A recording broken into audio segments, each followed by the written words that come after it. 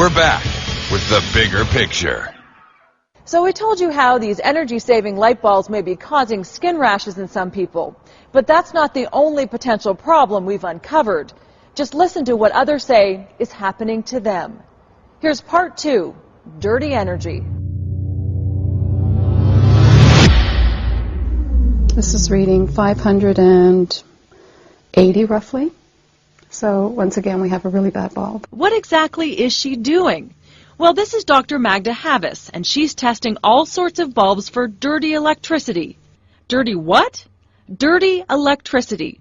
An expert in her field, basically she measures power quality and radio frequencies that different bulbs give off. Do you see that's jumped up to over 400? So just one light bulb can give very, very high readings. And there's no way of knowing that this is worse than the others just by looking at the package. She says on her meter, for a bulb to be considered clean, it should read less than 50.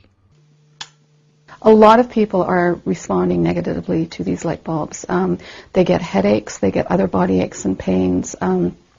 Some of them have difficulty sleeping, they're tired.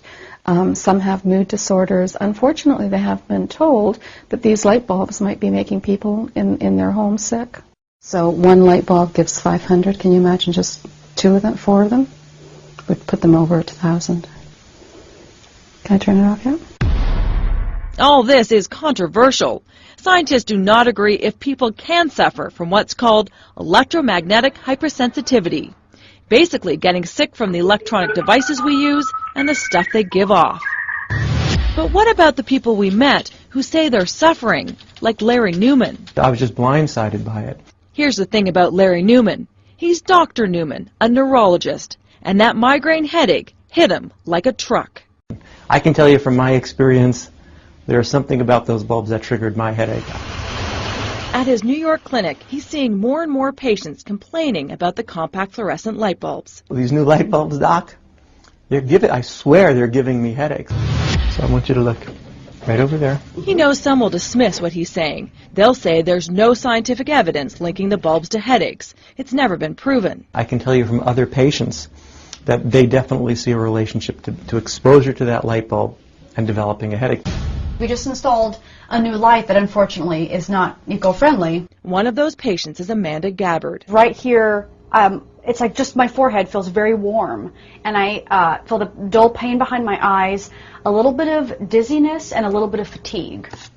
In her home, you'll only find old-fashioned incandescents. She got rid of the CFLs. I'm very confused by it. It's kind of mind-boggling. So I think it was just a light bulb. What can it really do? And isn't it supposed to be this great thing? And it's eco-friendly and it's wonderful for the environment and everyone's doing it. But she can't escape it. When she took a trip to Italy and stayed in this hotel, her room was loaded with the curly bulbs. Instantly, she knew. I thought, oh no. I came all the way to Europe to have this wonderful vacation. I thought it's going to be ruined. We had to take them out immediately. Once stores start to replace their light bulbs and malls start to replace their light bulbs and everybody in their homes start to replace their light bulb, there's going to be a subset of people with migraine who may not be able to venture out until they find a way around it. Dr. Christine Lay, a neurologist and headache expert, says people like Amanda prove it is happening and science needs to catch up. I think a lot of times things are introduced and then it's the people that will begin to say, no, wait a minute, something's going on here, something's not right. So what we hope is that as more people speak up, more scientists will begin to become involved. Health Canada says, yes, it's true. The compact fluorescents do give off radio frequencies, but they say the amounts are safe and thousands of times below limits that have been recommended. As for the lighting companies, they say their bulbs meet industry standards and are safe. Again, no one would talk to us on camera. Health Canada has a serious responsibility, and they're not living up to that responsibility. They're right now just trying to deny that there's a problem without recognizing what they should be doing to actually investigate it rather than just deny it blindly. Those who suffer say their health problems are real, and there's more to it than just headaches. They were all throughout my house. Just about every room in my house had a bulb or two in it. Kevin Byrne says his pain was like having arthritis. So convinced dirty electricity is, well, dirty, he quit his job to test other people's homes for what he calls electrical pollution, starting with the curly bulbs. When you get closer to the bulb, You can see the significant electric field that these compact fluorescence bulbs throw into a room. Now that's measuring over 1,000 volts per meter right there. And that electric energy is going through you, through your body to ground. I know there's a lot of people that are having adverse reactions to them, headache, fatigue, the chronic pain that I felt.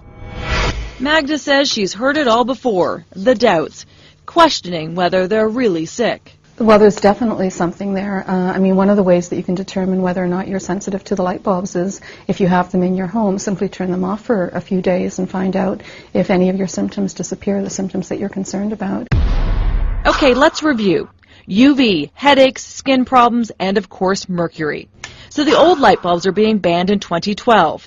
Manufacturers are scrambling to create new ones. The best choice for the future may be these, LEDs, light-emitting diodes. And it's reading 27. It doesn't contribute to dirty electricity at all. No mercury, no health concerns, and way more efficient than the curly bulbs. But right now, it's compact fluorescence. People go to their doctors aren't aware of this as an issue. And so very often they try to treat them and nothing seems to work. And then they recommend that they go see their psychiatrist because they think it's a mental disturbance. And I think that's such a shame because it's such an easy thing to resolve. This is so frustrating. We're told to do the right thing. Now, doing the right thing may make people sick. Allison is with us now. Allison, it seems like there's no winning here. And Mary, time is running out. The federal government has set a deadline. By 2012, you have to use something that's energy efficient. And right now, that's compact fluorescence. All this is happening when people don't have any other real options. So we'll continue to fight for answers. And when we get those answers, we will update you. We'll be right back. Next on 16 by 9. Guys played the games, guys made the games, and most of the games were about guys shooting other guys. Fast forward a couple of decades, and now almost half of all gamers are women, and there's really no stigma attached to being a girl gamer anymore. How did this happen? Did you miss something? Watch our show 16 by 9 online at global16by9.com.